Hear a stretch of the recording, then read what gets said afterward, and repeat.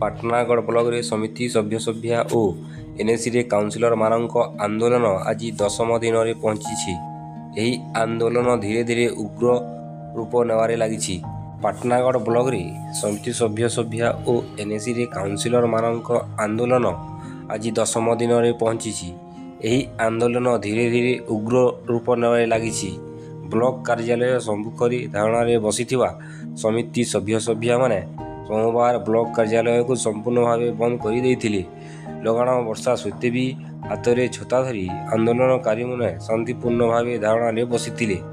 ସେହିପରି ଏନ୍ଏସି କାର୍ଯ୍ୟାଳୟ ସମ୍ମୁଖରେ ଧାରଣା ଜାରି ରହିଥିବା ବେଳେ ସୋମବାର ଏନ୍ଏସି ଅଧ୍ୟକ୍ଷା ମାନସୀ ବିଶ୍ୱାଳଙ୍କ ନେତୃତ୍ୱରେ ସମସ୍ତ କାଉନସିଲର ପାଟନାଗଡ଼ ଉପଜିଲ୍ଲାପାଳ ସୁନୀଲ ମେହେରଙ୍କୁ ଭେଟି ବିଭିନ୍ନ ସମସ୍ୟା ନେଇ ଏକ ଦାବିପତ୍ର ପ୍ରଦାନ କରିବା ସହ ଆଲୋଚନା କରିଥିଲେ। ଉପଜିଲ୍ଲାପାଳ ଶ୍ରୀ ମେହେର ସେମାନଙ୍କୁ ଏ ବିଷୟରେ ଉପରିସ୍ଥ ଅଧିକାରୀଙ୍କୁ ଜଣାଇବେ ବୋଲି ପ୍ରତିଶ୍ରୁତି ଦେଇଥିଲେ।